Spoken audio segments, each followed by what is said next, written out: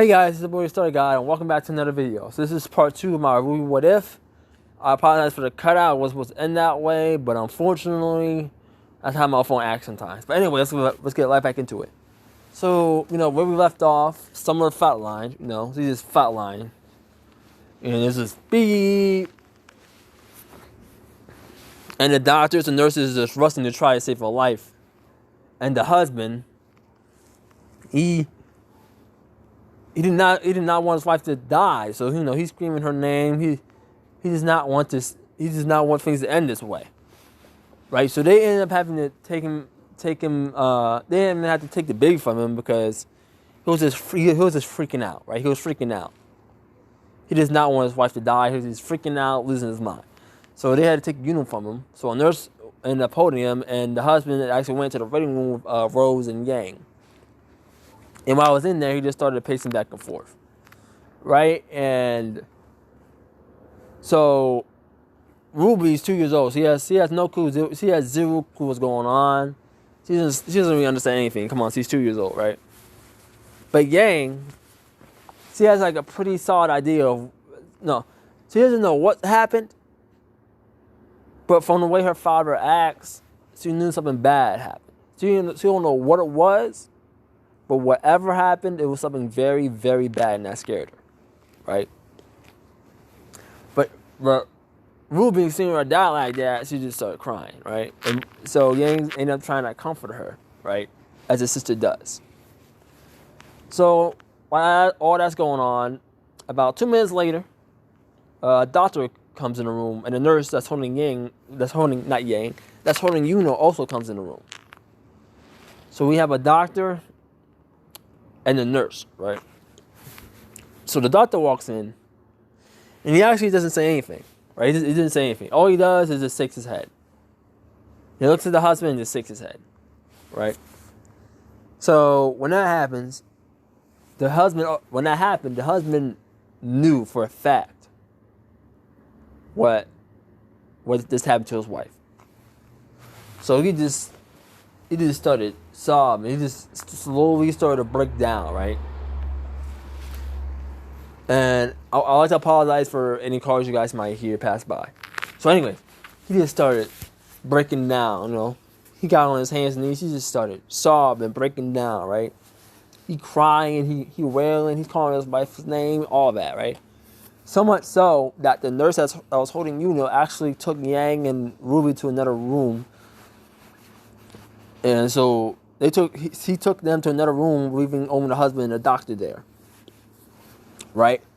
So they went to another room, and the nurse actually introduced to the sisters, right?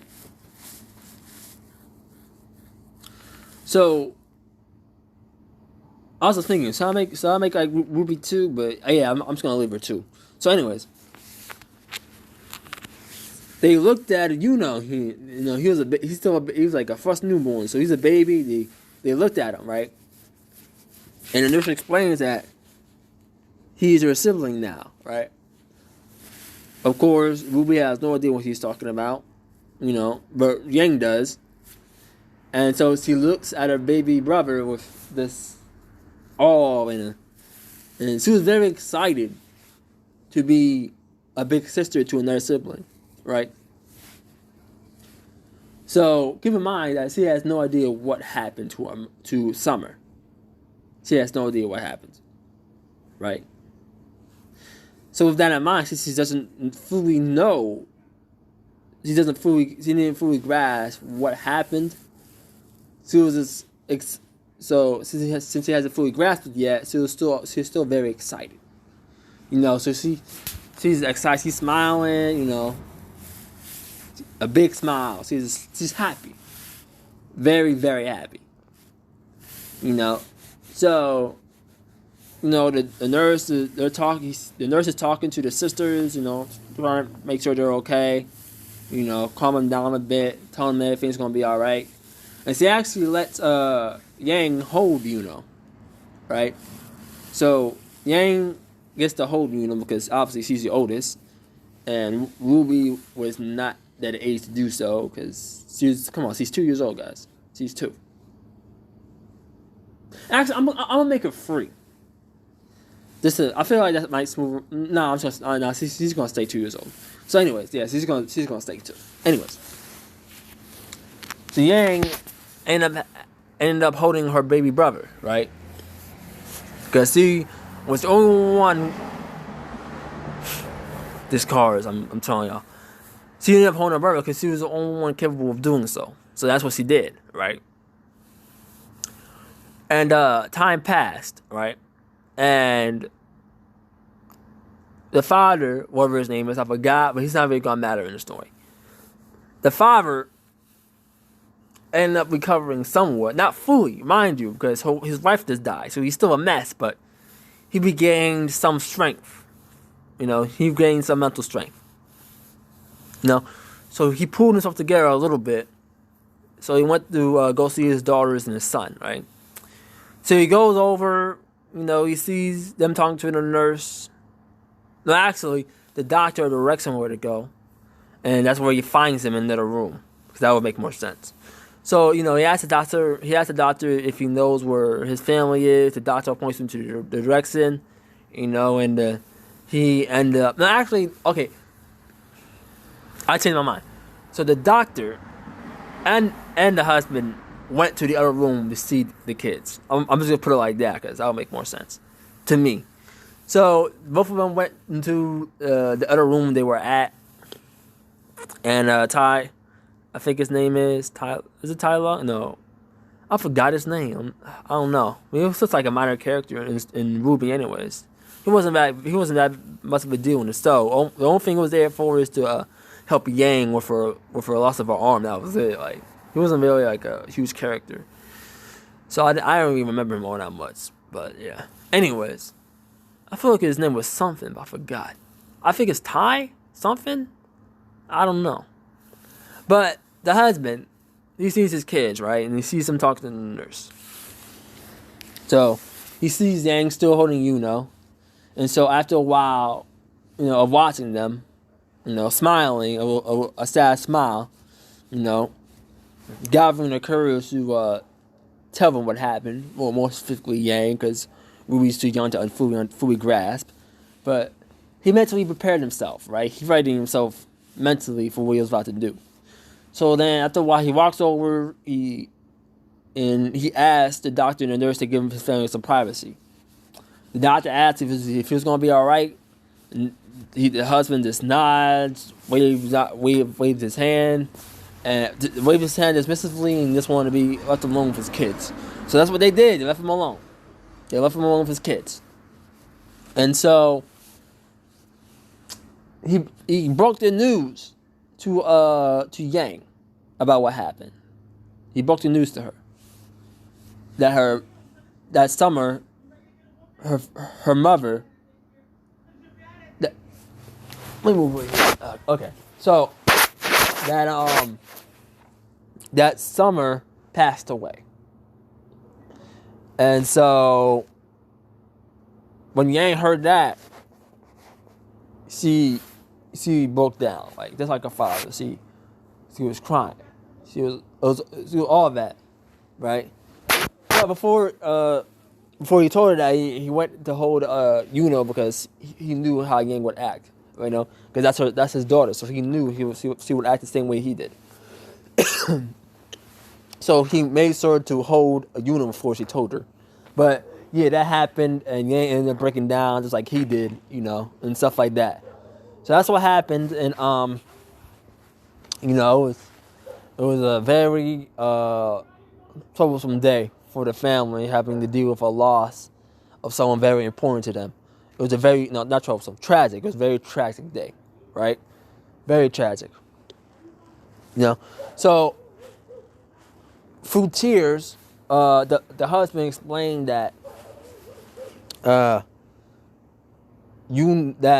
Summer left Yuno as a final gift for them to take care of together as a family, right? And that's what he said to both of them. And we're going to fast forward, right? So fast forward a couple of years later, right? Fast forward a few years, and things are not looking good, right? Things are not looking good. So what happened was, instead of, there were, sorry guys, I'm trying to get my mind together. There's people talking in the background that's messing me up. But anyways, some time had passed, a few years, fast forward a few years, and things are really looking too good. The first issue was living conditions. So since the husband became single, I swear to God his name was like Ty. I'm just gonna call him that. I feel like that's his name. I'm definitely could be wrong though. But in this universe, that's his name. So yeah. So Ty, right? So Ty, being a single parent, ending up having to move out of his old house into a small apartment that was much more affordable to what he had, because what place he was living in now was a little bit on the expensive side, because it's how far he was from civilization. Because past a small island, and there's not a lot of people there. But if you get a house that fast, it's very expensive, because let's say a house like that doesn't come cheap. Let's just say that. So yeah, they ended up having to move out their home and go to a cheap apartment that Ty was able to afford. So they moved into an old apartment, a very small apartment, a broken down apartment. So they moved to there, right? And Ty ended up having to get a job as I'm gonna say janitor. So he ended up having to get a job as a janitor to make things to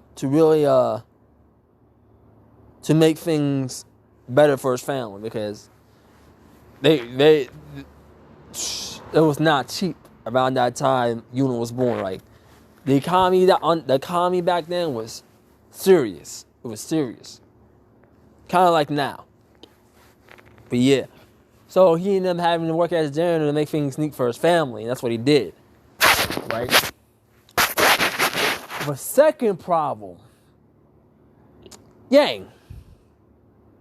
So after Summer died, Yang developed a lot of anger, a lot of anger, right? So Raven, Yang's real mom, Raven, she's not really gonna be in the story, right? I feel like, well. Okay, this might be this. We'll see. I might be able to fit her in somehow, but we're not going all the way canon. So, but Yang developed a lot of anger, and because of the loss of her mother, and she ended up lasting out a lot, to the point where schools label her as psychotic. Because he kept on lasting out to teachers, kids. It doesn't matter who. If you weren't her family, she was gonna last out. And she actually developed her semblance at a young age. And so her semblance and aura developed at a young age, right? So here, in this universe, you actually don't unlock your aura. You're just either born with it or you're not, right? So it develops on its own at literally any point in time in life. So it can, excuse me. So it can happen when you're 2, when you're 10, when you're 12. It can just happen at any point in time, right? Including a semblance. That stuff happens randomly, right? So both of her, never mind. So both of her semblance and aura actually unlocked around the same time, right? So Yang became very strong, and that strength led her into a lot of trouble. So much so that she actually had to go seek therapy, right? She had to go seek therapy because if she didn't go seek therapy, so she would end up in jail.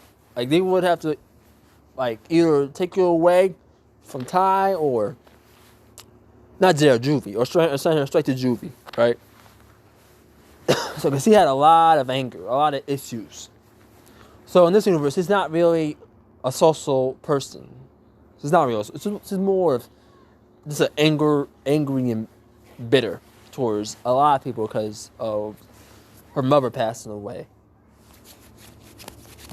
So, you know, she didn't have to go into therapy and anger management classes. And that did help somewhat, but it did not fix everything. So she's still angry, just not as angry as she was before, right? She still gets into trouble though, but there's nothing as serious as assaulting full-grown teachers and kids, right? Because it was looking crazy. It was looking crazy, right? Over time, they managed to make it. They managed to deal with it, right? Over through time, they managed to find ways to really combat the situation with Yang and her anger. So that happened, right? And that's the first issue. That's the second issue. The third issue was actually Yuno. Because while Yuno was 6 months old, his sim was unlocked, right? And that alone, even though sim was in order, can unlock at any time.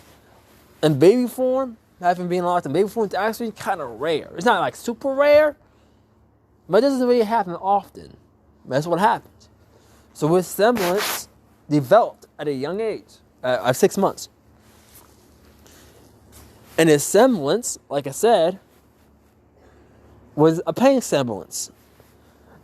And so, whenever he was touched physically, the person touching him will feel extreme amounts of pain, right?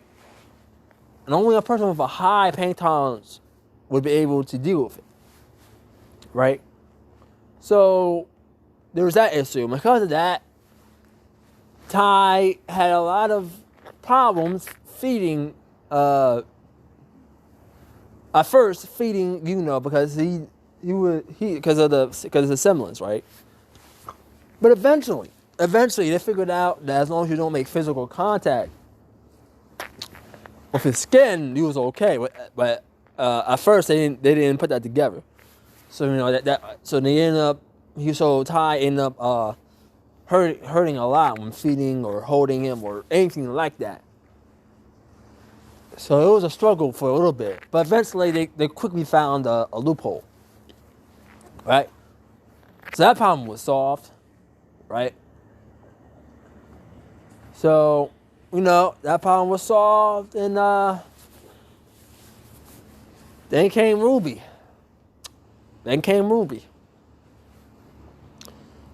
So you might be wondering, what's the problem with sweet old RWBY? What's wrong with her? Well, my dear young listener, not much actually. But there was one problem with RWBY. One critical issue that I will leave canon. Her social skills. And this universe is actually much worse than in canon. So it's still canon that's a lot worse than before. So RWBY had poor social skills, right? She wasn't much of a talk, like in terms of like making people her friends. She couldn't do that, bro. She could not interact with kids her age that weren't her family because she does not understand how social things work. She does not understand that at all. So what she would do is, you know, sit, draw, sketch about weapons or stuff like that, you know. So Ruby will still have a thing for weapons, you know. Still have a thing, but this is not as important as fighting. You know, she loves fighting, but weapons, he loves weapons just as much as fighting. You know, because Ruby in here is obsessed with fighting. She's much worse than game because, like I said before, you ain't just like to fight strong people to test herself and explore and all that. But Ruby, she commits violence for violence, right? So very much like Yang when she was a kid, but when I at the age yet, so she's not really all that violent now. She's more laid back and just prefers to be on her own most of the time, kind of like Yang, but more so out of lack of understanding others than just doing it so because he wanted to, like Yang. So that happened, and she ended up getting booed because of it, like severely booed. Like these kids were mean to her. They were mean to her, right? And so Ruby was bullied severely for a long time, and she felt like she didn't need to tell anybody because that was just her own problems. So she wasn't very much of a person that would talk about her own problems because she doesn't really do that. She doesn't really talk about herself and her problems. So that's what happened. She ended up not telling anybody for a long, long time. It just kept on getting worse and worse and worse and worse until one day, bigger kids end up calling her names, you know, all that, talking about her mom because it actually hit national news that Summer died. So everybody knew her. Everybody knew that Summer's death. Everybody knew her. Everybody knew about her kids, all that. So, you know, a bigger kid ended up talking about her mom, making fun of her mom, all that. And this one day, Ruby just snapped and just attacked the kid. He was much bigger than her, but she just started swinging and punching, all that. And what happened was Ruby ended up breaking his nose and cracking a tooth. And that's what happened. And once he got in trouble at first, Ruby was scared about what he did, you know. But as he sat in the principal's office thinking about everything, to what people around her said, her bullies, all that, she realized that he deserved it, and people like him deserve to be hurt and in pain. And if people who are hurt deserved it, then that's completely fine. That's okay, because at the end of the day, they're douchebags anyway, so they deserve it. They're mean buttheads. So she didn't feel guilty at all, because at the end of the day, that's what happens. If you're gonna be mean to somebody, you should expect the consequences. So that became her mindset. That became a whole ideology at that age. She was like, you know what? Somebody gonna be mean? Fuck it. I'm just gonna beat them up. And that's what she did. And she got into a lot of fights. It's like a game. So much so that she had to go through the same route. But that only helped a little bit. She learned to fight and not get caught. What she would do is she would set up locations of fighting, right? So set up whole. Sorry guys. So set up fights and locations and all of that, and they would just go and fight there, and that's what happened. And the thing is, she was smart. Ruby's incredibly smart. She's much smarter here than Aziz and Ken. So she knew who to fight that will keep quiet about it, who not to fight, and who not to fight. You know? So she knew that. So there was people who she could fight, and they would not say anything, even if they got beat up, because they'll probably be embarrassed because they got beat by girls. So there will be people who she will not fight because she'll know she ended up fighting them and beating them up. They'll just go and tell their moms, tell their principal. So she kept a mental list. And that's what she did. So yeah. And actually, what happened was, I almost forgot about Ty. So the husband, sorry if you guys hear a car. So the husband actually developed a drinking problem, right? And so he began to drink a lot, right? He became kind of like an alcoholic. He wasn't abusive. No, I'm not going to the abusive route because he wasn't like that.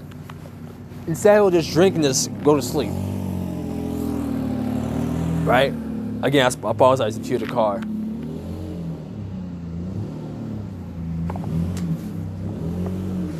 But yeah, he would drink a lot and just go to sleep because he couldn't deal with it. He couldn't deal with someone's death without alcohol. That's what happened. He would drink, fall asleep. Drink, fall asleep. You know, he wasn't abusive.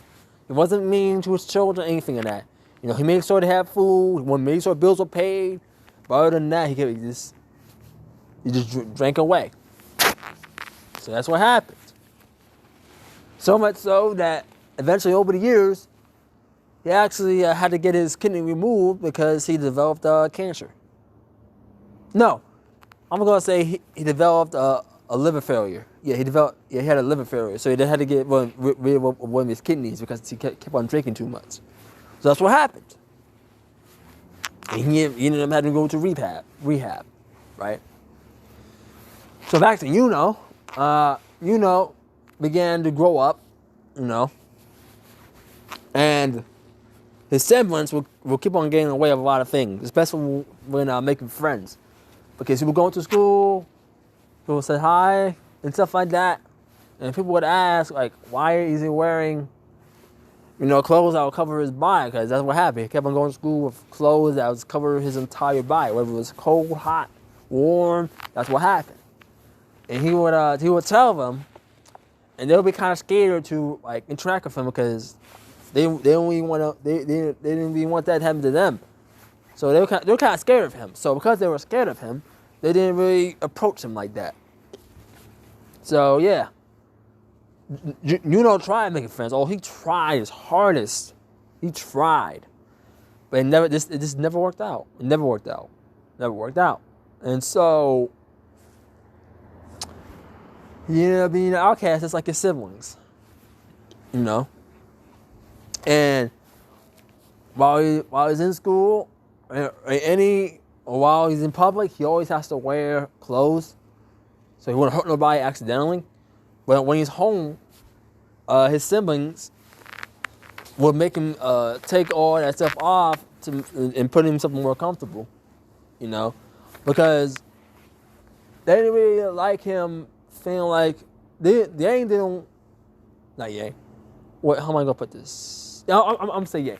Yang didn't want him to feel separated from his family in any type of way. So still would make sure every time he went home they would put him in something, short sleeved and stuff like that.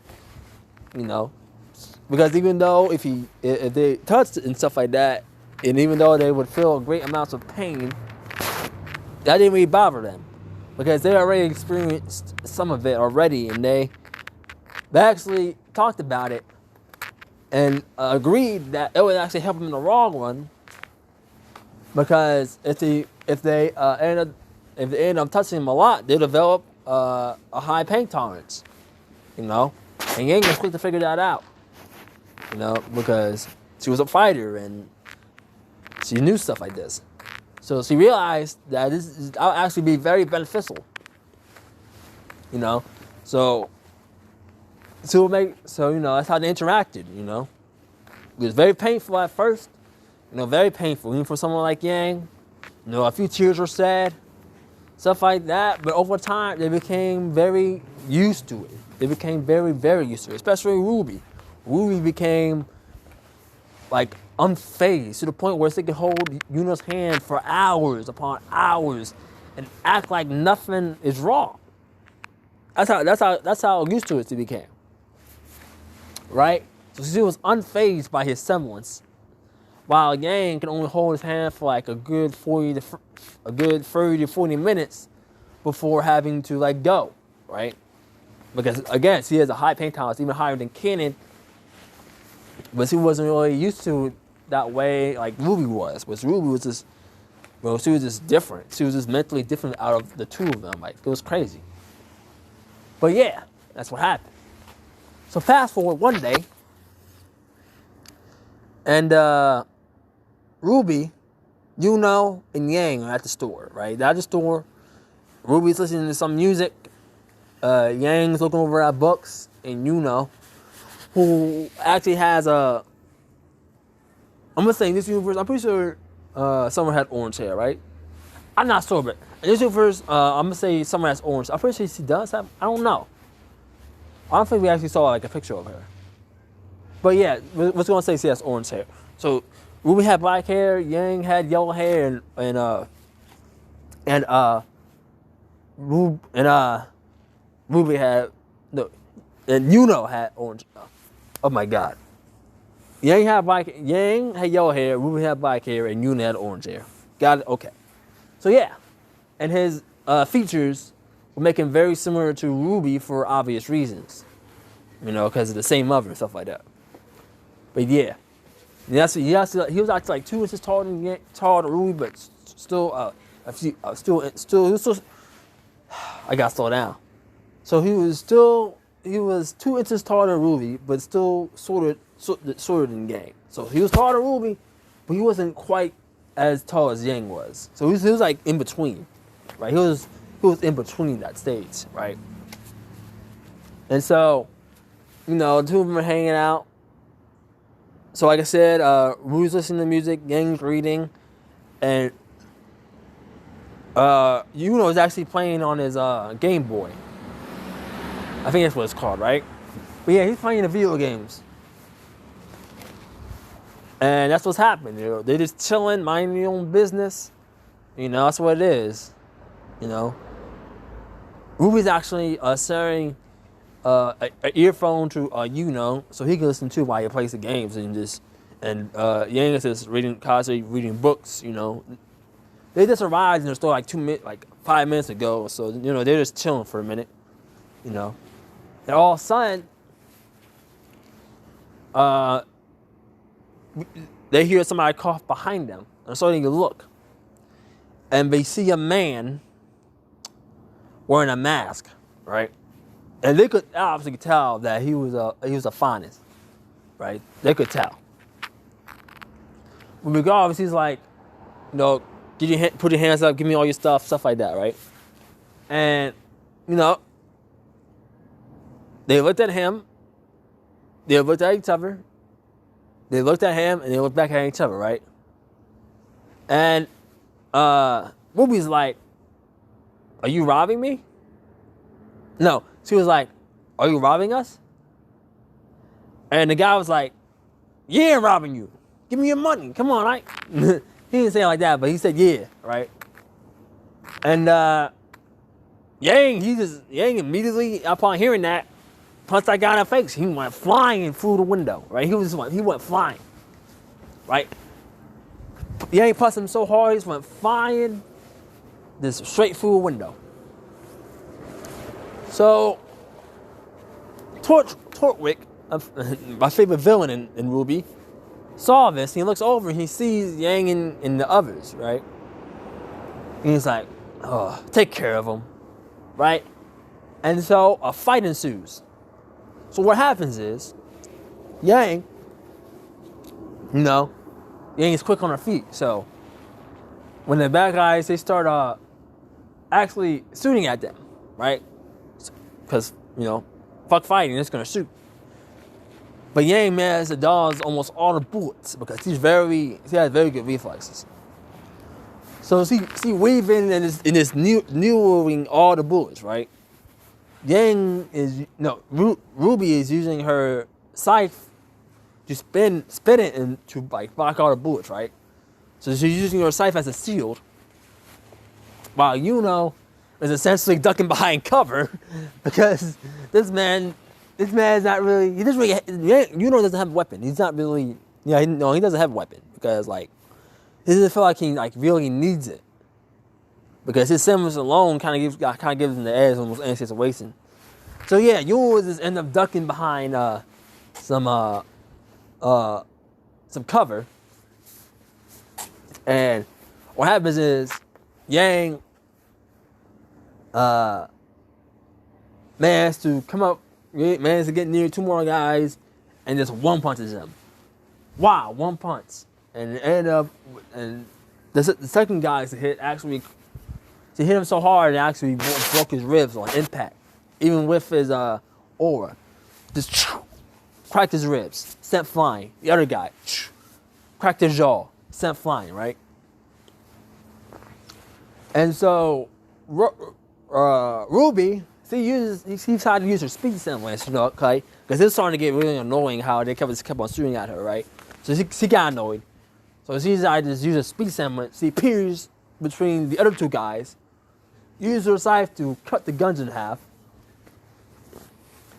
and push her scythe decides to put her scythe over her shoulder, and this straight punches them, right? It's like a quick two-piece, pa, pa, pa, right? To both each, right? That's pa, pa, pa, right? That would happen. See, yeah. And so she punches them, both of them, in quick succession, right? Using their semblance a bit. And it just immediately drops them. Like, they're knocked out. They're knocked out cold, right? And so, while RWBY's standing over them, smirking victoriously, you know, smiling and all that, another guy, there was another guy that managed to sneak up behind her. And just as he's about to shoot her in the head, he felt this immense physical pain spread out his body like poison. And it hurted, and the pain was so much and so bad that he just immediately collapsed, screaming in pain, right? He was just shaking, like he was rolling on the ground. He was just in terrible, terrible agony, right?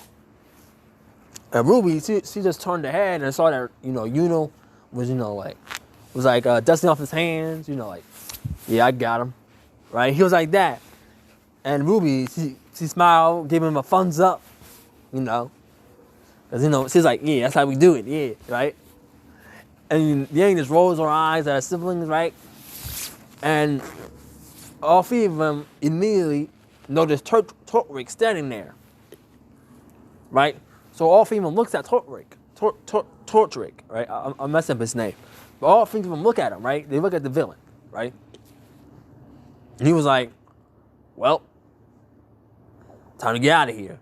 So he turns and he runs because he knows that 3-on-1 is not really a good idea, even with someone experienced as him.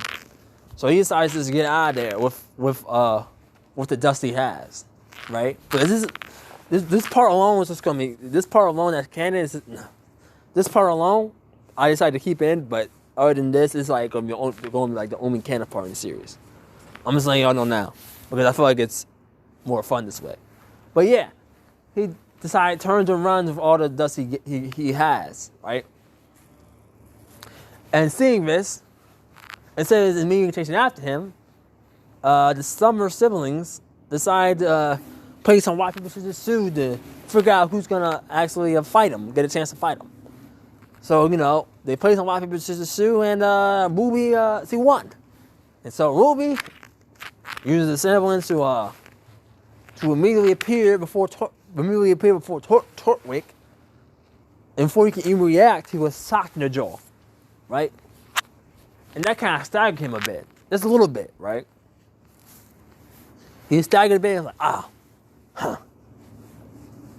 pack a punch, huh? You're gonna do better than that, right? And so, he said that, rubbed his chin, and uses his cane to attack her, right? He hits her, aiming for her side, right? And RWBY just tanked it, right?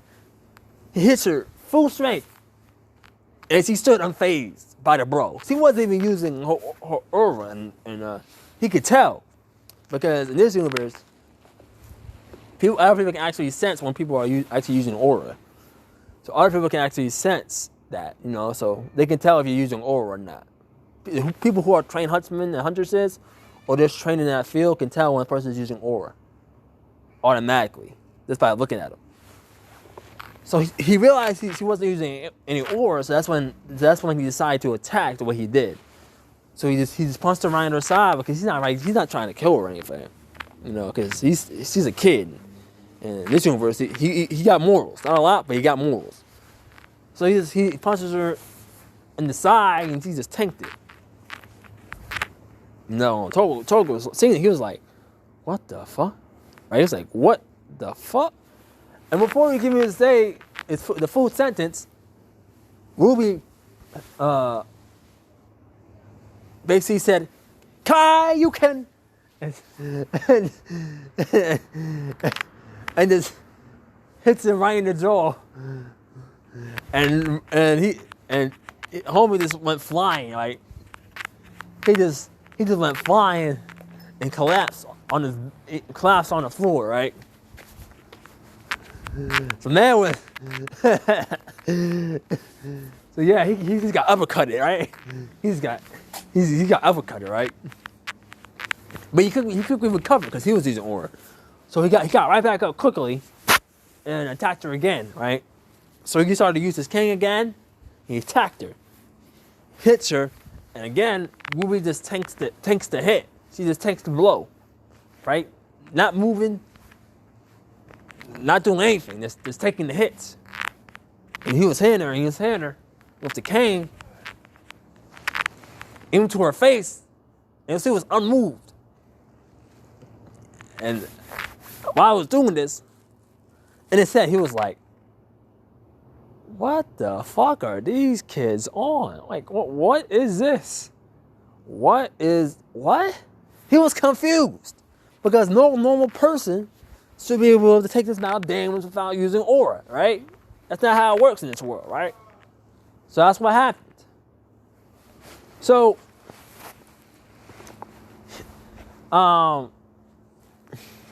so after so as he's about to hit it again with the cane, RWBY raises her arm, decides to raises her arm to block the blow, and tries to hit him, right? And Torek, he dodges, but as he dodges to the side, he dodged, as he raises his fist to punch him, he dodges to the side, right? And as he does that, RWBY actually hits him. She actually faked him out, right? She faked him. So she raised her left to hit him. He dodged, but she actually hit him with the right? And she got him good with that one, right?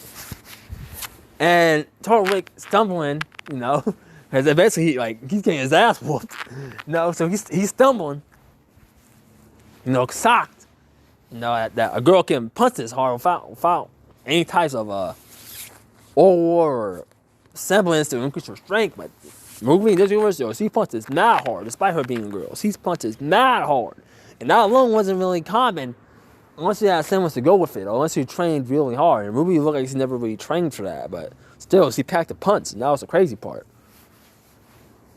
So she hits him, right? Torek stumbles, and RWBY, and seeing this, RWBY, she laughed and was like, "So how you got? Come on, this can't be all. I mean, you're a villain, for Pete's sake. You gotta have more fight in you, right?" And she just smiles, right? She smiles when she said this. And once he did, it was kind of disturbing the way she smiled at him. Like he just felt immediate chills the way she acted, like the way she was just shook the way she looked at him. It just shook him to the core. It was crazy. Man was really scared of a little girl. It was ridiculous. But that's what she said. And as Torek, as he said this, Torek staring at her, Yang comes up from behind and straight punches him in the head. Like, she straight snuck him. So she punches him, and Torque actually like does like a cartoonist flip and collapses face first into the ground, right? I'm having fun with this, but he does like a cartoonist flips and collapses to the ground, right? And before he can even get up, he gets into the ribs, and they all just start jumping him. So they also said fucking fair one just started jumping my guy. So the thing is, it gets even worse because Yuna's kicking him too. But as he was kicking him, well, yeah. Well, yeah. Okay. So as he was kicking him, he actually took his shoes off. He actually took his shoes and socks off. So Yuna was actually kicking him with his feet.